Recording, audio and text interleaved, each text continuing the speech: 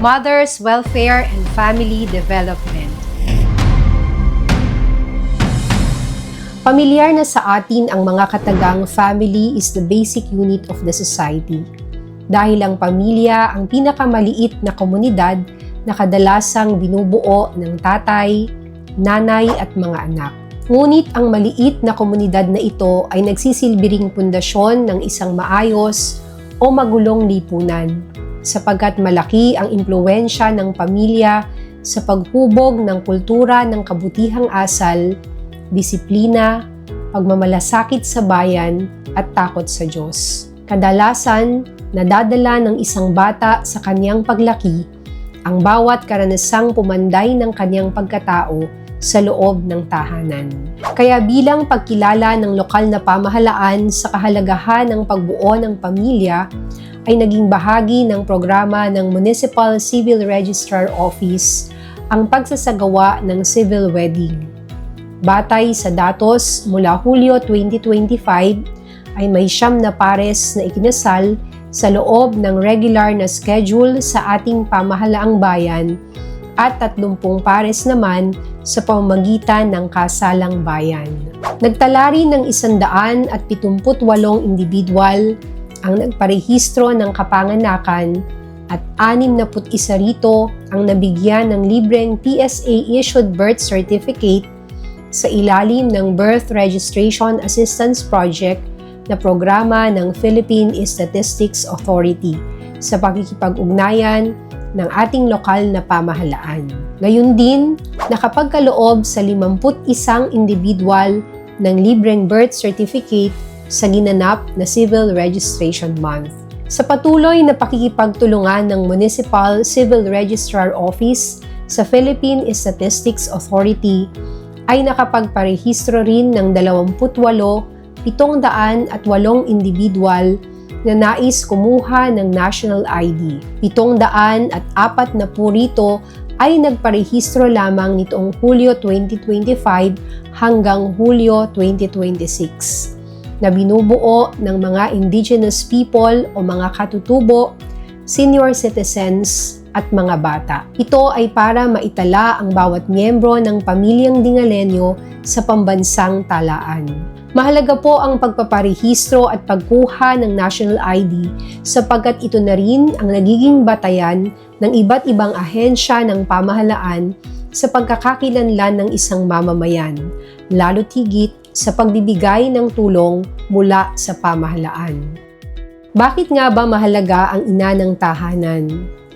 Ang ina o nanay ang nagsisilbing ilaw ng tahanan, kaya naman mahalagang mapanatili natin itong nakasindi at hindi mapundi upang magsilbing tanglaw sa loob ng tahanan. Kaya naman ang programang pinasimulan ng ating dating punong bayan na nakatuon sa pangangalaga ng mga buntis o Buntis Congress ay patuloy po nating sinusuportahan sa pangunguna ng ating Municipal Health Office. Sa kabuuan ay may 316 na bilang ng buntis ang nabigyan ng free antenatal consultation, nutritional assessment, screening for anemia, diabetes, Hepa B, HIV test, deworming, vitamins, micronutrient supplementation, at free ultrasound bilang paghahanda sa kanilang panganganak. Kaugnay nito, naisagawa rin ang mental health seminar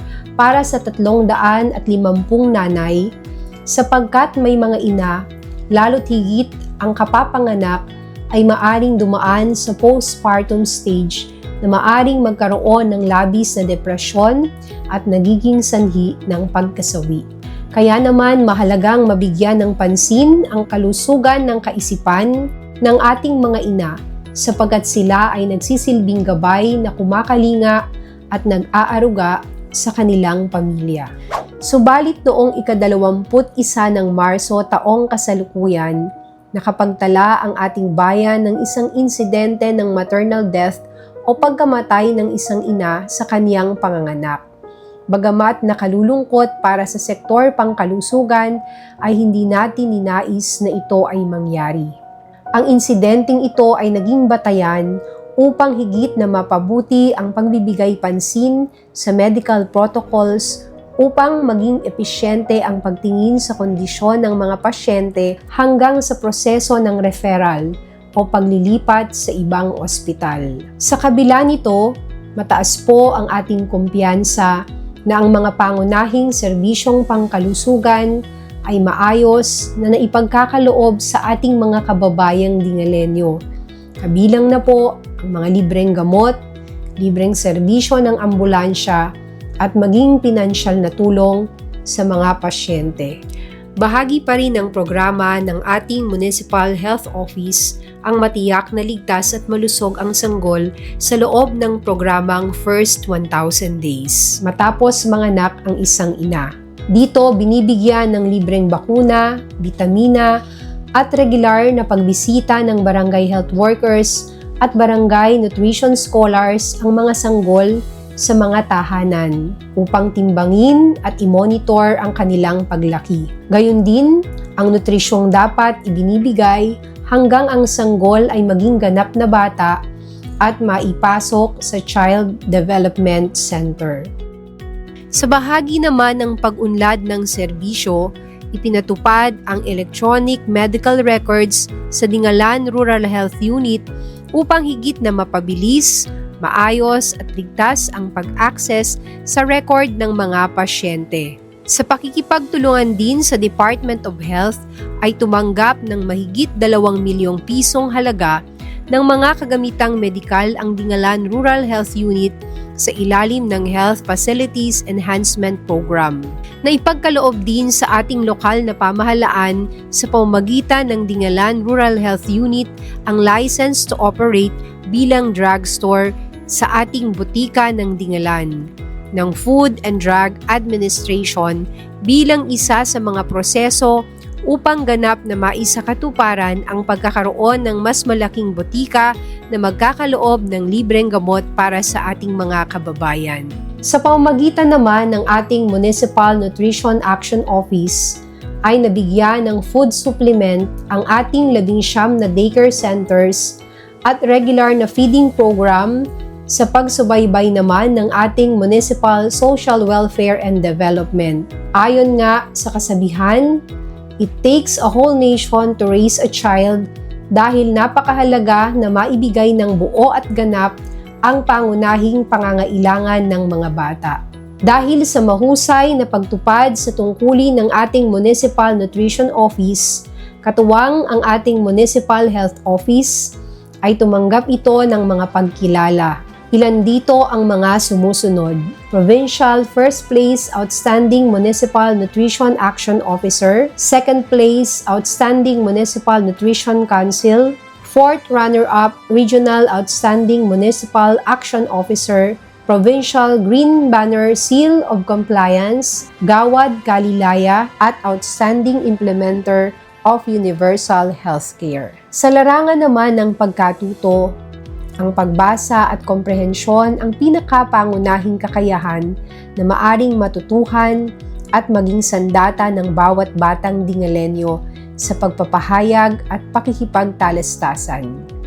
Subalit isa ito sa mga kakulangan na tinutukan ng Department of Education kung kaya nabuo ang ARAL program bilang intervention sa mga batang kulang pa sa kapasidad na bumasa at umunawa. Sa bahagi ng lokal na pamahalaan, upang makatugon din sa nakikitang suliranin ay inilunsad ang flagship program na konsepto ng Dingalan Community College, ang Nanay Rise, na nangangahulugang Read, Inspire, Succeed, and Empower Mothers, kung saan bahagi ng programa ang pagtuturo sa mga nanay na nahihirapan sa pagbasa kaya hindi rin magabayan ang kanilang mga anak upang bumasa at umunawa. Sa gawaing ito ay katuwang din ang ating Dingalan Municipal Library, kung saan maliban sa pagdalaw sa mga sityo ay naging bukas at isinaayos ang pasilidad para sa sinumang nais na magbasa o mag-aral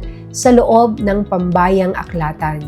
At dahil damanga po namin mula sa sektor ng mga nanay, ang talagang pagmamahal po ng ating mayor na si Mayor Guzman Taay, ay talagang damang-dama po namin mula sa kaibuturan po ng aming mga puso na sadyang binibigyan po ng pagpapahalaga ang mga nanay na tulad namin. Tulad na lamang po ng inilunsad nilang programa, ang Nanay Rise, ay nakatulong po ito hindi lamang po sa ibang komunidad, lalong-lalo na po sa komunidad ng mga katutubo, kung saan po nakapagbigay po sila ng mga babasahing aklat.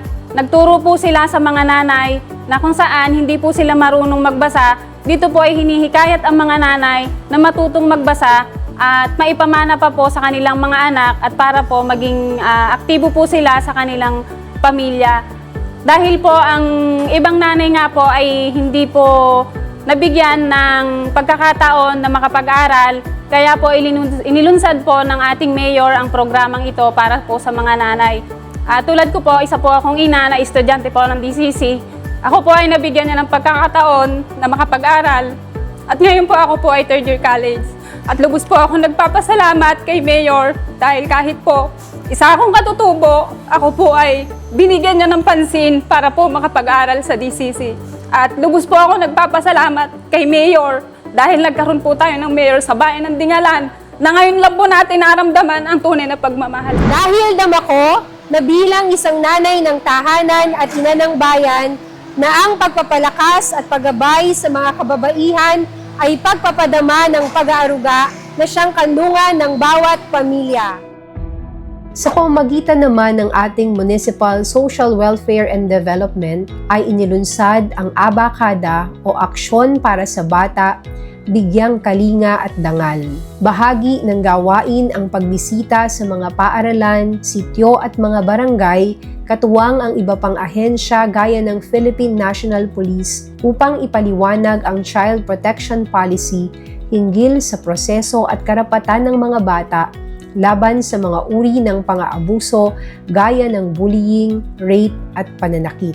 Kaugnay nito na isagawa rin ang 3 araw na seminar mula ika-21 hanggang ika-23 ng Hulyo taong kasalukuyan para sa pagbuo ng mga programa na makatutulong sa mga bata sa ilalim ng Comprehensive Emergency Program for Children na ipinagkaloob ng DSWD Regional Committee for the Welfare of Children. Ang kapakanan din ng mga ama ay nararapat bigyan ng pagpapahalaga. Bilang mga haligi ng tahanan, ang ama ang kadalasang naghahanap buhay para itaguyod ang pamilya. Subalit may mga pagkakataong ama rin ang nagiging dahilan ng pagkasira ng pangarap ng pamilya, lalo tigit ng mga anak na nagiging biktima ng pang-aabuso. Batay sa datos ng ating Dingalan Municipal Police Station, mayroong naitalang 3 kaso ng VAUSI at 8 kaso ng rape at 7 rito ang nahuli mula Hunyo 2025 hanggang Hulyo 2026. Ang mga ito ay kasalukuyang nililitis at dumadaan sa proseso sa tulong din ng ating Municipal Social Welfare and Development Office at VAUSI Desk Office mula sa MPS Dingalan. Kaya naman upang maipaunawa sa mga ama ang kanilang mabigat na pananagutan, ay nailunsad ang programang Lalaking Nagtataguyod ng Karapatan ng Mga Kababaihan o LNKK sa pamamagitan ng ating MSWDO. Layunin nito na paigtingin ang paghahatid na mabigyang proteksyon ang mga kababaihan at mga bata laban sa pang-aabuso sa pamamagitan ng pagpapalaganap ng kaalaman hinggil sa pananagutan sa batas ng sino mang lalabag sa batas na umiiral, partikular sa VAUSI o Violence Against Women and Children. Bahagi ng gawain ito ang pagpirma sa Memorandum of Agreement ng mga kalalakihan bilang pagpapatunay ng kanilang pakikiisa at pagtugon sa panawagan. Sa kabila ng mga ginagawang interbensyon ng pamahalaan, pamilya pa rin ang may pinakamalaking pananagutan sa wastong paghubog at pagpapalaki sa mga anak. Ang kapasidad na palakihin ang bata na may disiplina, paggalang sa batas at pagkatakot sa Diyos ay nagsisimula sa loob ng tahanan. Bilang miyembro ng pamilya, hindi sapat na nauunawaan natin ang ating mga karapatan, lalo tigit sa mga pangunahing pangangailangan gaya ng pagkain, kalusugan at edukasyon, na madalas ang ating kakulangan ay bunga ng hindi wastong pagpaplano ng pamilya na isinisisi natin sa pamahalaan. Tatandaan po natin, bahagi din ng ating saligang batas ang pagkakaroon ng pananagutan. Kaya sa pagbuo ng ating pamilya, pananagutan ng mga ama at mga ina na siguruhing maitaguyod ng maayos ang buhay ng kanilang mga anak.